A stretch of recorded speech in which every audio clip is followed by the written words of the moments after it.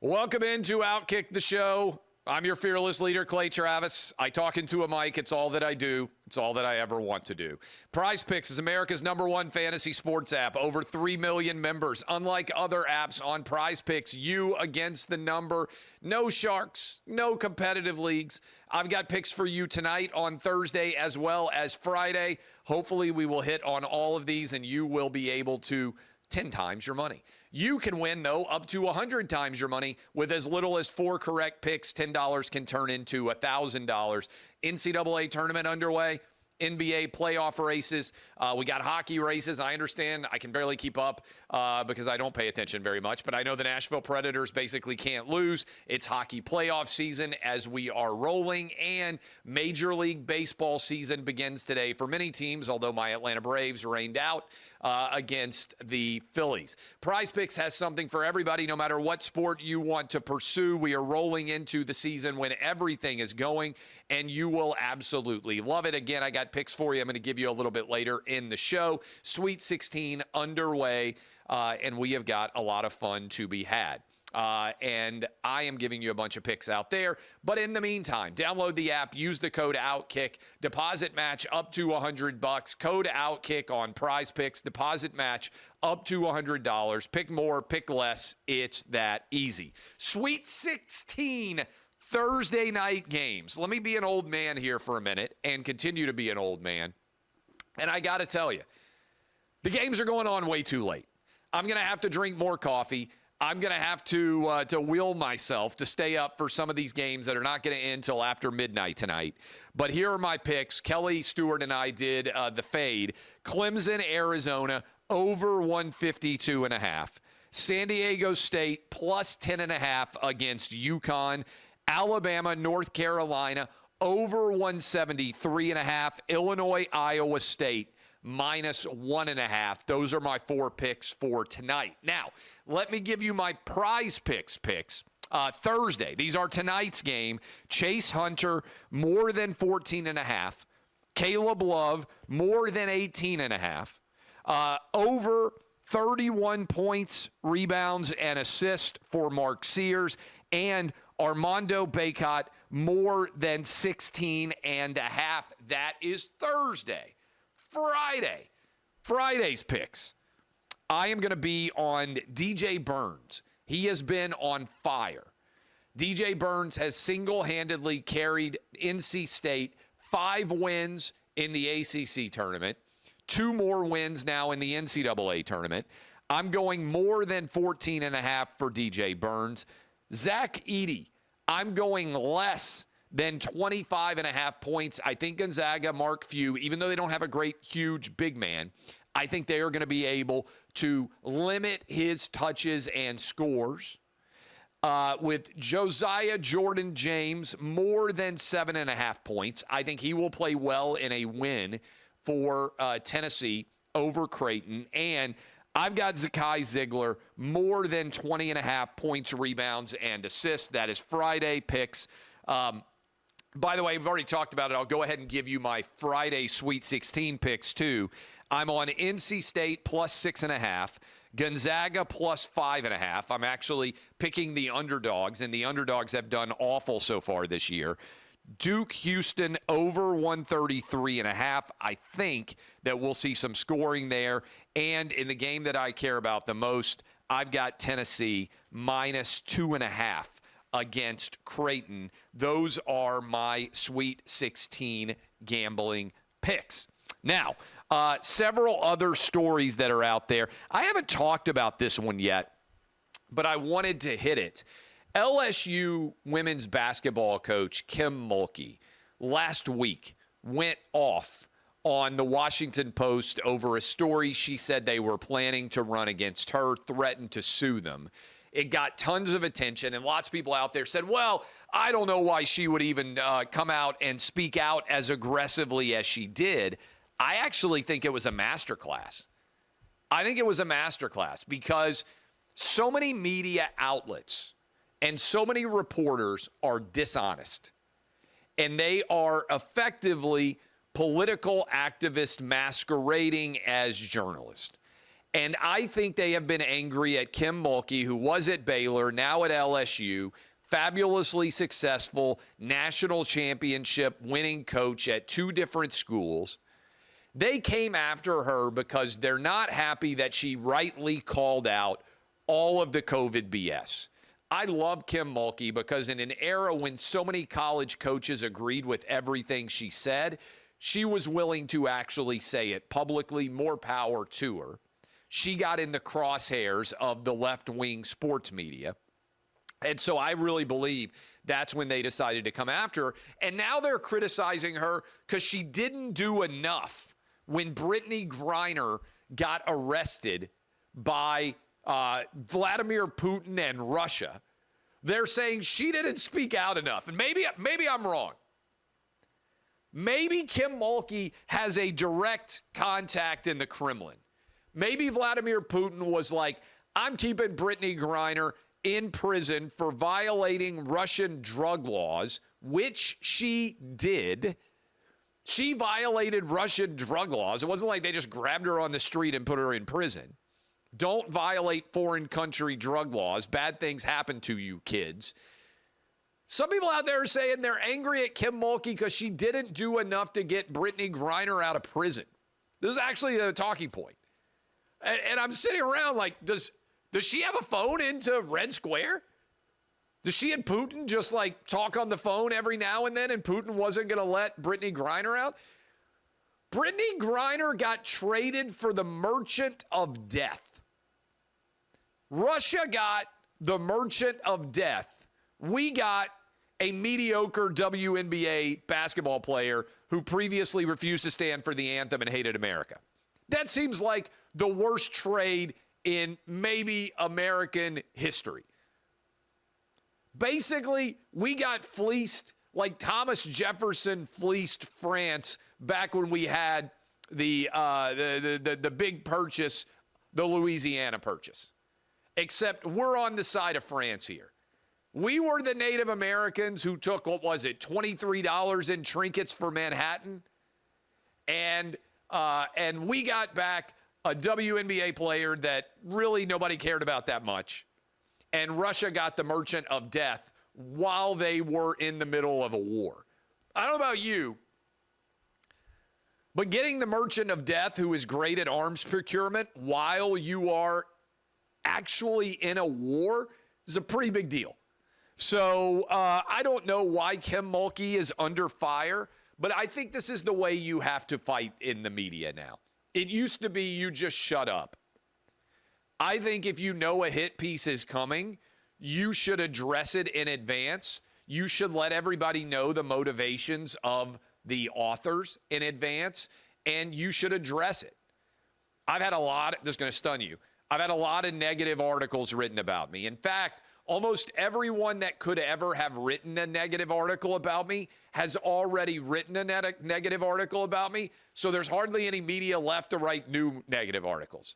The Daily Beast wrote like a 5,000-word piece about me, about how awful I was. Politico wrote a super negative piece about me. The Washington Post has written about me. Who else has written about? I can't even keep up with all the different places. Awful Announcing, all these loser sites. You can go Google it. They've all written like 5,000-word pieces on me. And you know what happened? After every one of those pieces, my audience grew. Because I told you they were coming. I responded to them. I didn't pretend they didn't exist. I think you have to combat fake news head on. And I think this is one of the big legacies of the Trump era. Because I think Trump's going to win in November. We'll talk about that in a moment. But Trump's going to be off the stage. He's 77 years old. 20 years from now, I think the biggest legacy of the Trump administration is going to be that all the media outlets that claim that they were standing up for democracy destroyed their legitimacy trying to argue that Donald Trump was illegitimate. And this is a life lesson in general. When you decide that you hate something, you have to be very careful that you don't allow that hate to make you that which you claim to despise. Because I think Trump derangement syndrome has led to the destruction of the New York Times brand, the destruction of the Washington Post brand, the destruction of CNN, the destruction of MSNBC in many respects. And Trump has actually made billions of dollars. Truth Social has made Trump, right now on paper, more money than he might have made in his entire career. Trump is benefiting off the insanity of his critics. And I think that's what Kim Mulkey is pointing out here. And let me, while I'm talking about it, tie this in. There's a Fox News poll that is out yesterday. And I think the most significant part of that Fox News poll is a couple of things. The question is out there. This is the whole election to me. Trump, by the way, has never led in any Fox News poll, to my knowledge, in his entire career against Joe Biden. When the Fox News poll was done in October of 2020, Joe Biden had a 55 to 44 likability number. That is, 55% of people liked Biden, 44% did not. He had a plus 11 likability. In October of 2020, Trump had a minus 11 likability, 44% positive, 55% negative. So Biden, in that scenario, was plus 22, okay? Biden was 11 points positive. Trump was 11 points negative. Likability, Biden plus 22, okay? What's going on now? Trump's numbers haven't really changed. This is what a lot of people are missing. Trump's perception in the nation has not really changed at all. In fact, Trump is up 1 point in likability and down 1 point in unlikability, 45% positive, 54% negative. Joe Biden is where things have changed. He's gone from 55% positive right before the election to now 39% positive, 60% negative. He is now minus 21. So Trump, in likability, is now, and I'm always difficult at live math, Trump is now plus number, right? Trump hasn't really changed. Biden has collapsed. Trump has gone from behind Biden by 22 points on likability to now being up by 13 points on likability. Trump hasn't changed in that process. It's just that Biden has collapsed. That's the election. And here's the second part of the election. Simple question. Are you better or worse off financially today than you were 4 years ago? Better off, this is the Fox News poll, 22%. Worse off, 52%. And white people, black people, Hispanic people, all 50% or more of the electorate says they're worse off today. Independents, nearly 60% worse off. College grads agree things are worse. No college people agree that things are worse. And in the suburbs, people agree that things are worse. That's the election. Joe Biden has collapsed in likability. And the question of, are you better or worse off than you were 4 years ago? Overwhelming majorities, white, black, Asian, Hispanic people, all agree. College grads, non-college grads, suburban, rural, everybody. Joe Biden has united the country in that everyone agrees that they are doing worse off now than 4 years ago. That, to me, is the entirety of the election. But also, that's not all. Trump has a better feel for the American public right now. And you can see it today in New York City. There are three former presidents and one current president in New York City today. Donald Trump went to the wake of the murdered police officer, and the police officer who was murdered, his name is Jonathan Diller, leaves behind a 1-year-old son. The man alleged to have killed him was arrested 21 times prior to committing this murder. 21 times.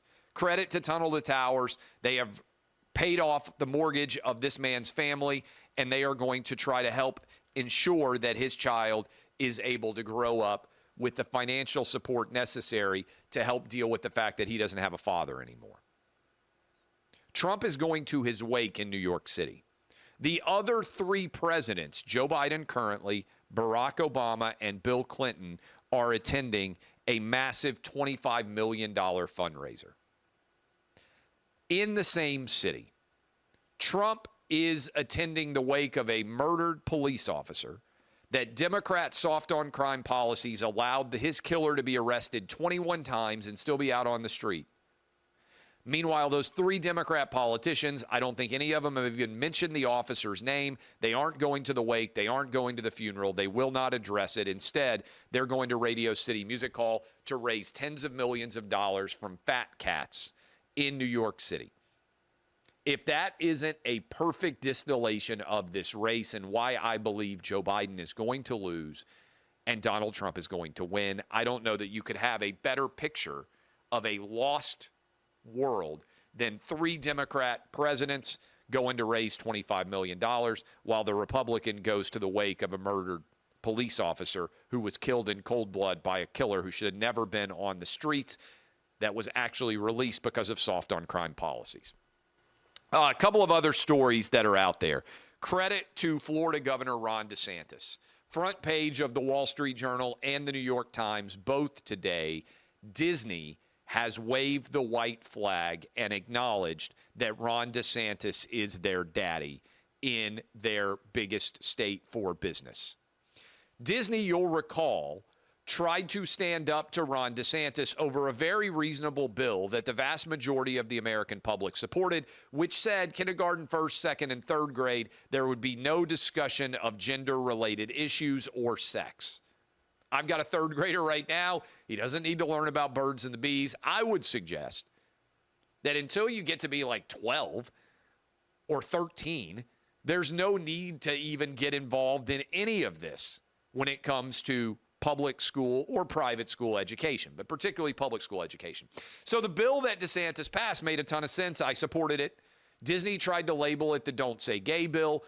They came out against it. Even Disney supporters said this was a bad move. Then Ron DeSantis said, as a result of you coming after me, Disney, and remember, DeSantis had actually been very pro-business. He allowed Disney World to open up. He made them billions of dollars. Disney World was open for a year while Disneyland in California was still closed. Ron DeSantis was a great business partner until Disney attacked him. And then he said, okay, if you're going to interject yourself into politics, we're not going to allow you to have complete autonomy from a regulatory basis in this Reedy Creek area where Disney World is located. We're going to appoint new people to be involved in overseeing development decisions made in this massive property that Disney has bought in Disney World. And Disney sued and said, we're being penalized because we decided to use our First Amendment rights. And they wagged their finger, and all their media allies said, oh, DeSantis is going to get whipped here. This is a poor decision. He doesn't have a legal leg to stand on. And guess what happened? DeSantis was right. DeSantis actually was 100% in the right, and he now has been validated as Disney has dropped all of their lawsuits.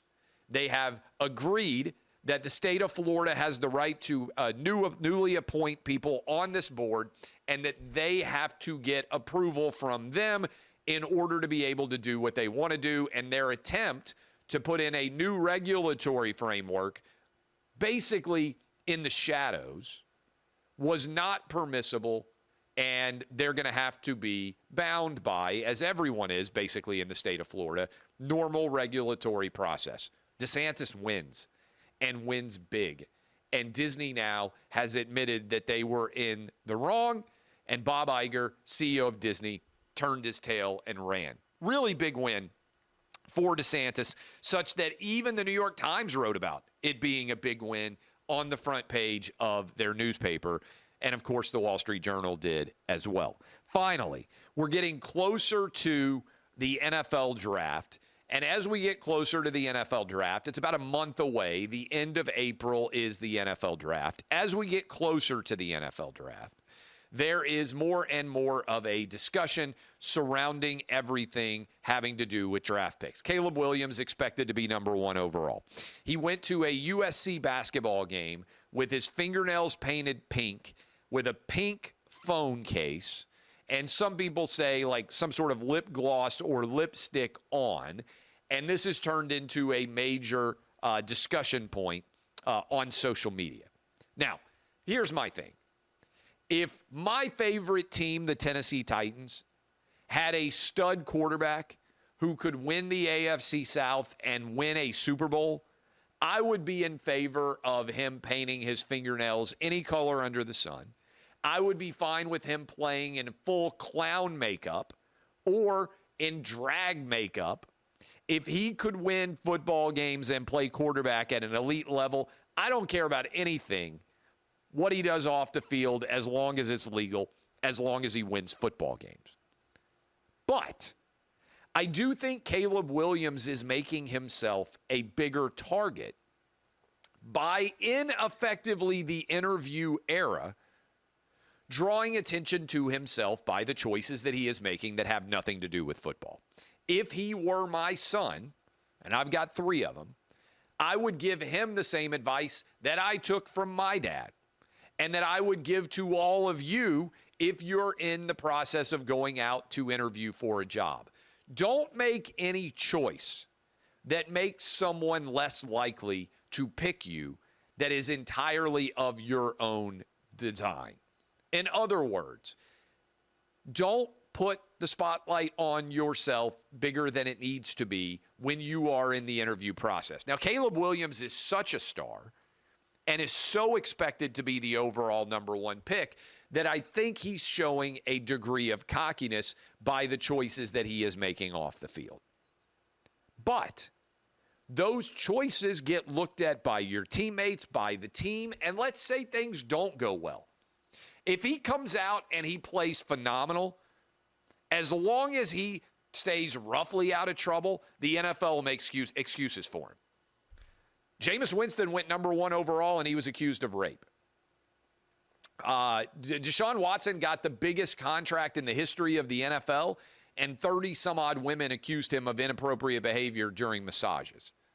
The NFL doesn't care about anything other than your ability to win at a high level, particularly if you're a quarterback. But if you find yourself not playing well early in your career and you want to get as much of an opportunity as you can, the choices that you make off the field can hasten a team's willingness to move on from you if you do not come out and play at an incredibly elite level. And I've always said this about Colin Kaepernick. People get all fired up about Kaepernick. I've always said, if Colin Kaepernick had been an incredible quarterback, he could do whatever he wanted off the field. NFL would have made excuses for him. He could have protested anything. I used to say on my radio show back in the day when Aaron Rodgers was at his apex with the Green Bay Packers, if Aaron Rodgers had wanted to take a knee and say that he thinks ISIS is being treated unfairly, teams would have still allowed him to play quarterback for him, even if he had taken a knee during the national anthem to protest the fact that he thought ISIS was being unfairly treated by American foreign policy. People would have said, you know what, I disagree with him, but he's really good at quarterback. Now, I think it would have been overall bad for Aaron Rodgers' brand, as it is bad for anyone's brand to protest anything during the national anthem in uniform at work. But Colin Kaepernick's issue was not that he protested.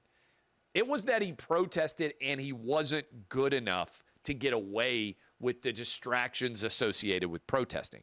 So I would say the same thing to Caleb Williams that I would say to my own kids: be careful. Because you don't want to end up giving yourself less opportunity to succeed on the field because of the choices that you make off the field. And I think there are examples of guys that have done that. Johnny Manziel, I think, would say that himself. I didn't give myself the best chances to succeed because of the choices that I made off the field. And I don't think right now, who would you point to in the modern NFL era and say this quarterback off the field at the age of 22 or 23 behaved in this manner? Now, I even saw some people say, well, Dennis Rodman didn't turn into Dennis Rodman until he was already a success in the league. Once you are a stud, then every league in America will give you more leniency, more leeway.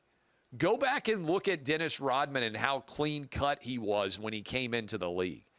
He didn't turn into Demolition Man and start to behave in the way that he did until he had already established himself as an incredibly elite basketball player. Everything that he did that became a huge sideshow came after he had already demonstrated that he was a stud talent. And so I would just point that out to all of you. Once you have shown that you can perform at an elite level, everybody gets a different standard. The guy who sells the most cars on the car lot can get away with things that the guy who sells the fewest can't, right? Standards are different based on performance. And so long as your talent exceeds your problems, you'll be fine. What I would say is there are warning signs about Caleb Williams, the crying in the crowd, the me-centric personality, knowing you're going to be on television and deciding that you want to paint your fingernails pink. You know you're going to get a lot of attention, even writing on his fingernails messages for the teams that he was playing against. All of those things make you a bigger target. Do they make it more likely that you're going to have success on the field? Not to me. And so if I were 21, if I were asked by a 21-year-old kid who's trying to make it, become a 100 millionaire, I would say focus on your craft. If you're really good at football, everything else will fall into place. Peyton Manning never had social media. He's probably the athlete that's made the most money just about in commercials in his entire career. Michael Jordan never had social media. His shoes still outsell every single other NBA player combined who's in the league right now. Excellence sells. What you post on social media doesn't matter. What you do on the field or court does. That's the important thing. Be careful getting seduced by reaction on social media. All right. I'll be back with you guys in theory tomorrow. My name is Clay Travis. DBAP unless you need to SBAP. This has been OutKick, the show.